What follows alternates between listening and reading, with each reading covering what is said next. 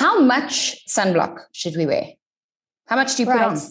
Yeah, so what's advised is if you're going to be outdoors and say you're having a fun day at the beach or you're swimming or you're gardening or something, you're supposed to apply about a tot glass full to the exposed parts of your body, especially if you're in a swimming costume. You might even need a little bit more than this. Wow. But that is the rule of thumb. It's about a tot glass, and very, very few people actually apply that much. And the other important thing is to always try and look for sunscreen that has the cancer seal of recognition, which gives some form of accreditation to the efficacy of the sunscreen itself. So it's been tested by someone, and the Cancer Association then recommends the product for us to use, and that's how we know that it's safe. That's correct, yes. Okay. Talking about skin health is always an opportunity to just create awareness and to let us know how to protect ourselves. Well, today we're talking sunscreen and sun protection.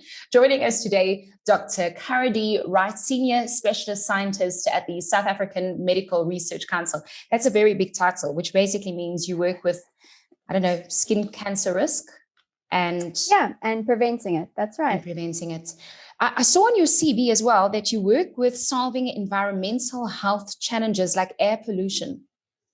That's right. Yeah. So that's not related to skin cancer. No. But because it comes from the sky, like the sun shines on us, air pollution is out there and it also affects us and can cause health risks. So that's something I'm also interested in South Africa, especially because we do have air pollution problems. Wow. We're definitely going to have you back to chat about that another time. But let's talk sunscreen and sun protection. Most of us explain the sun to our children, and we love being outdoors. And I have friends overseas who they admire us so much in South Africa because we have the sun and they have lots of cloudy days and lots of rain. Why are we so terrified of the sun? So the sun is great to play under, right? We all love the feeling on our skin. Some of us possibly even tanned when we were younger. And it's only really since the advent of the bikini, essentially, that we started to expose more of our skin and the risk of skin cancer came about. And while it's great to be out there and feel the warmth, which is actually infrared radiation, not the bad, harmful UV rays that cause skin cancer, we really do want to protect our health and the health of our children so that we don't get these adverse health effects from too much sun exposure.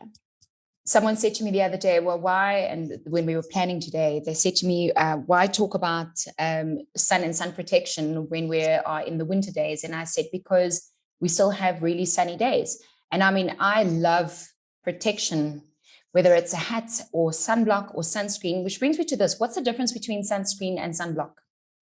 Yeah, so the first thing I want to say about those two words is I don't like the word sunblock because it's almost like a misnomer. It makes you think, hey, if I put it on, I'm blocking the sun. But absolutely nothing can prevent blocking the sun entirely unless you use it correctly, okay? So the difference between sunblock and sunscreen is that the sunblock, reflects the UV rays from the sun, whereas the sunscreen acts as a chemical that actually goes into the skin and gets rid of the UV rays. So there's chemical ingredients that are different between the two. And so if you think about the cricketers who wear the stuff you can see, so that would typically be a sunblock. But if you're, for example, wearing a moisturizing cream, that's more likely to have a sunscreen in it because you can't see it. So which one is better for children? Yeah, so this is an interesting question because mums usually panic and think, oh my goodness, I'm putting sunscreen on, which gets chemically absorbed into the skin.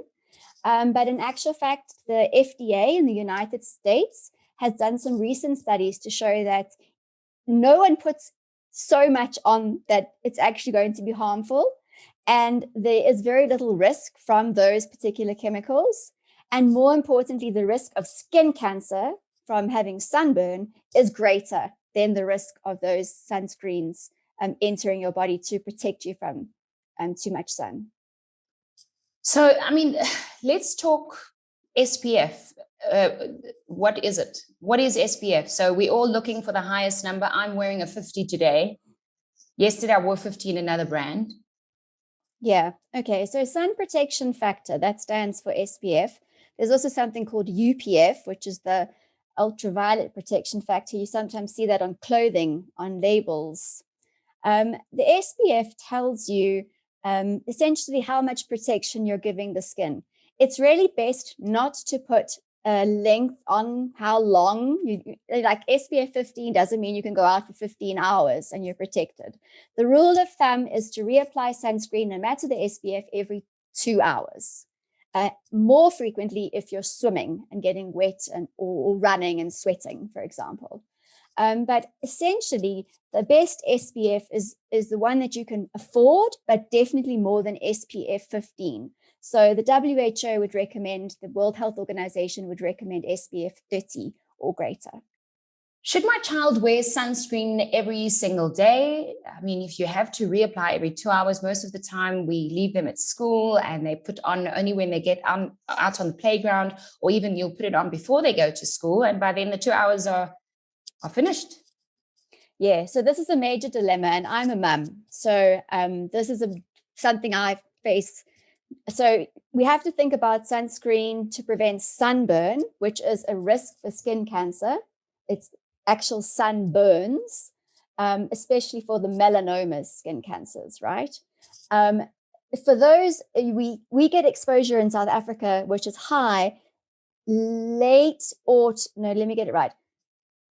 spring, summer, and early autumn. Our ultraviolet radiation levels are high during that time, especially up here in Gauteng on the Highveld, because we have very clear skies. So for me as a parent, if I put that sunscreen on at 6 o'clock in the morning, by the time my child goes out to do PT at 11, it's more than likely been wiped off or washed off or whatever. So some schools have got, I'll just show you, I've taken all the label and branding off, but they have bottles like this, right? Which is a big bottle that they'd have at the exit or entrance of the classroom. And it allows the children to quickly put the sunscreen on. Ideally, you want them to put it on at least half an hour before they actually go out, but okay, fine. As they're going out the classroom, try and get the sunscreen onto the exposed faces, and then make use of other forms. So wear your sun sleeves or long sleeve and hats. Which is my next question. I mean, so with coronavirus, and I mean, we've talked about this endlessly in our podcasts and our videos. There's so many challenges already. So now we're wearing sunblock and a mask and a screen and a visor. How do we protect our children, and especially our littlies, where we're relying on other people to help us because little one is too little to apply their own? Yeah, so I've had a terrible experience of my own. It was a water carnival, inflatable event at school, and we weren't allowed to attend. And I had sent a long sleeve vest, the swim long sort of suit things, and sunscreen. And my child didn't put it on. There wasn't a reminder to put it on, and she got sunstroke. Which means that she had a very high fever, she was very sunburned, and she was vomiting and nauseous. I'm so sorry. That's just unacceptable, right? So in the era where we are now, where these littlies are trying to cope with so many different things, I think let's keep it simple, right? When we're outdoors, let's make use of shade. Let's use shaded areas. That's logic. Most shade is good shade. When there's lots of light coming through, that's a little bit risky, but most shade is good. Let's use shade. If they are outside under shade and they're socially distanced, they should be allowed to take their masks off while they're doing whatever activities they're doing. So you just said it. As a doctor, we can also use common sense. And exactly. I think that's what we expect, not just from our schools, but when we talk about support and help, we always say, if I don't have the good idea and you do, I'm going to follow your idea. So I'm glad you told us the story, and I'm so sorry. That's horrific, Yeah. See, that's the challenge now. And what if my child's allergic to sunblock or sunscreen? Yeah, so that is definitely something you want to take up with your doctor or dermatologist. Right. There are sunscreens, they are more expensive, or sunblocks that are more expensive, but that are good for sensitive skin. That brings me to the question about little E's. So no, it's not appropriate to put sunscreen or sunblock on babies younger than 6 months of age. Right. They really should not be exposed to excess sun. Their skin is very sensitive. So when they are older than 6 months, it is possible to put sunscreen or sunblock on, but really it makes more sense. Find some shade, put the little paddling pond up for them to sit in and play in or whatever, and make use of all of the other sun protection options rather than sunscreen or sunblock. Of course, if you're at the beach, there's reflection from the sand and the water. So then you do need to use some kind of sunscreen or sunblock, and the best that suits your child. What's and I say this, I'm a golfer, so I get to play in the sun, and I love the sun, but I also love sunblock, and I love hats, and I love scarves. I'm always wearing a scarf because I just think that that's how I'm going to stay youthful forever. So which skin type, I mean, I'm just going to ask it, are darker skins, are we more prone to skin cancer or not? And who should be, someone with freckles, should they be more careful? Who's a good candidate for skin cancer, and what should we do? Right. Okay. So there's definitely a spectrum of risk depending on your skin pigment. So people who have darker pigmented skin actually have more natural sun protection. So they have almost like a natural sunscreen.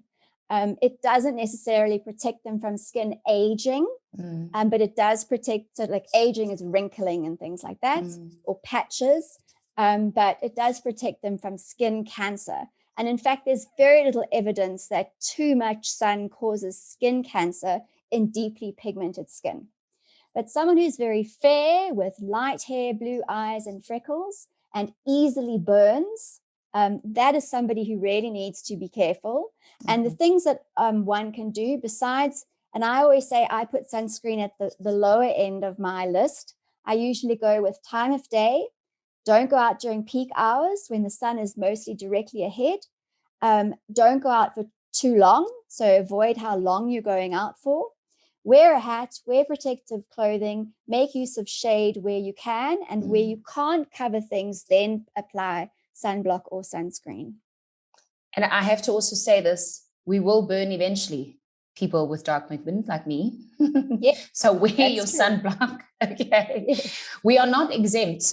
No. And in fact, I've heard people with deeply pigmented skin complain that their skin actually turns purple, which they really don't like.